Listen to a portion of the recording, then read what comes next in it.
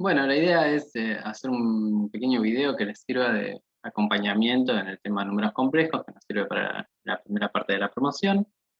Y, como ya les dijimos, eh, como ya les comentamos, parte de la promoción entonces es presentar los dos trabajos prácticos, que es el primero es el de números complejos, el siguiente vamos a hacer números combinatorios. Bueno, yo les había mandado este texto para que lo vayan leyendo.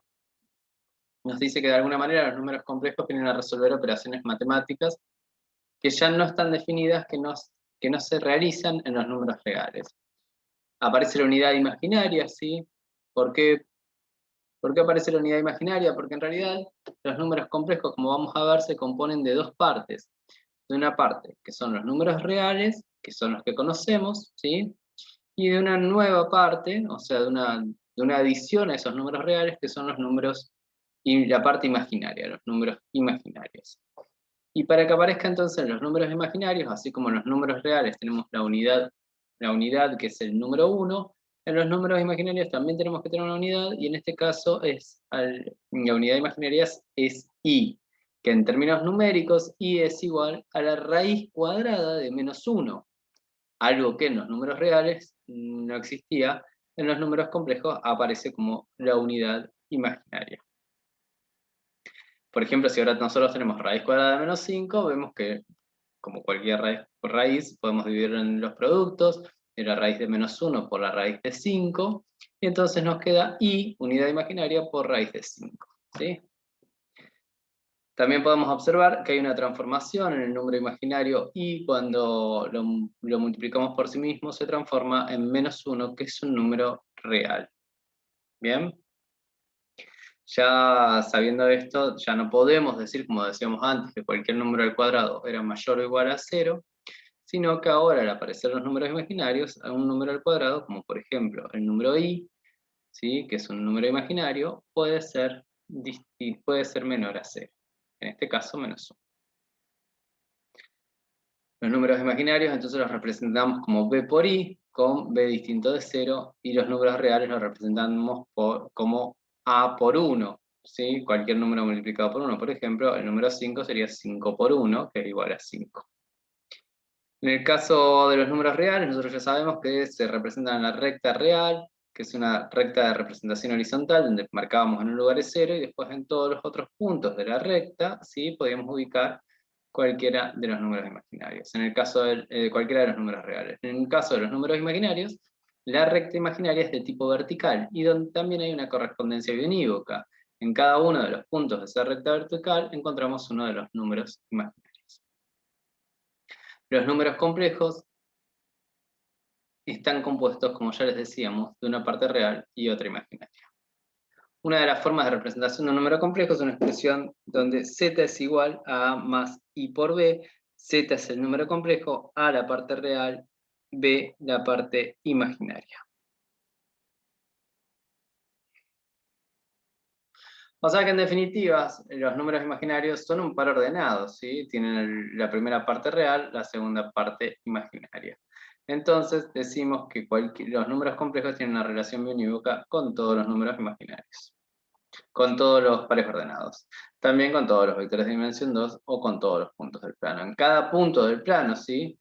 Fíjense, a ver si por acá tenemos, en cualquiera de los puntos del plano tenemos un número imaginario. Por ejemplo, en este que está señalado acá, tenemos el número imaginario representado por A y B, ¿sí? Por ejemplo, podría ser el número positivo 5 y el número positivo 3. Entonces sería 5 más 3 por I. Ese sería el número complejo. Un número entonces complejo se lo puede expresar como A más BI, esta forma es denominada la forma cartesiana binómica, y también lo podemos expresar como una forma de par ordenado, A, coma o punto y coma B, donde A representa a la parte real y B a la parte imaginaria. Acá tiene suma importancia el ordenado del par ordenado, ¿sí? Porque AB es un número distinto a BA, porque en el caso BA, el par ordenado representaría, sería B la parte real y A la parte imaginaria. Vemos que la forma de par ordenado nos muestra la posibilidad de escribirlo como un punto en el plano, y así como los números reales y los imaginarios tienen sus gráficas, sus respectivas rectas, la horizontal y la vertical, los complejos tienen su gráfica en el plano de los números complejos, que se compone de la recta de los reales horizontal y la recta de los imaginarios vertical, cruzándose en forma perpendicular en el origen. Bueno, dicho esto, pasamos entonces a otro concepto, que es el de los opuestos y conjugados. Es un concepto muy simple. El opuesto de un número complejo z se obtiene cambiando el signo cambiando ambos signos de sus términos. O sea que si nosotros tenemos el número complejo a más i por b, el opuesto va a ser menos z igual a menos a menos ib. Pero aparece también otro concepto, que es el de los conjugados. Y el conjugado de un número complejo se obtiene cambiando solamente el signo de la parte imaginaria de un número complejo z.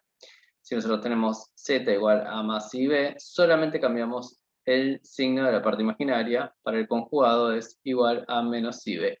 Y se denota con una raya, con un sombrerito de raya arriba del nombre del número complejo. Nosotros utilizamos el concepto de los conjugados cuando, por ejemplo, resolvíamos indeterminaciones y teníamos raíces cuadradas en el cociente para eliminar las raíces. También los conjugados cuando, por ejemplo, un número complejo es solución, es raíz o cero de un polinomio, ¿sí? Su conjugado también. Por ejemplo, si nosotros tenemos una función cuadrática, siempre tenemos dos raíces, pero en algunos casos esas raíces son complejas. O sea que en los casos donde la raíz cuadrática, por ejemplo, no cruza por el eje, ¿sí? Las raíces o ceros, que son aquellos puntos que cruzan el eje horizontal, van a ser complejas. Una de esas raíces va a ser un número complejo y la otra de esas raíces va a ser conjugada, va a ser un número complejo también conjugada a la anterior. En el caso de los números complejos, es importante mencionar que cuando un número complejo z es raíz de un polinomio, su conjugado z también lo es. Bueno, esto es muy fácil de ver, fíjense, ejemplos. Si tenemos el número complejo 2, un medio, ¿sí? 2 parte real, un medio parte imaginaria, el opuesto va a ser menos 2, y después también cambiamos este signo, un medio. En cambio, el conjugado va a ser, la parte real mantiene el signo, la parte imaginaria cambia el signo. 2, un medio. Bueno, esto es muy fácil, pueden ir viéndolo. Estas son partes ya del práctico que tienen que hacer, ¿sí? Acá es, vamos graficando, vamos a graficar entonces después un número complejo cualquiera con ambos positivos, a y b mayores a 0, y donde entonces nos quedaría el número complejo del opuesto, del conjugado y del opuesto del conjugado. A partir de acá, o sea, visto los primeros conceptos de qué se trata esto de los números imaginarios, de qué se trata el tema de los números complejos en general, ¿sí? Aparecieron estos dos conceptos muy sencillos, opuestos y conjugados. A partir de acá empezamos entonces con las operaciones aritméticas en el campo de los números complejos. O sea, vamos a sumar y restar números complejos, vamos a multiplicar números complejos. ¿Bien? Eso lo vamos a ya empezar a ver en el próximo video.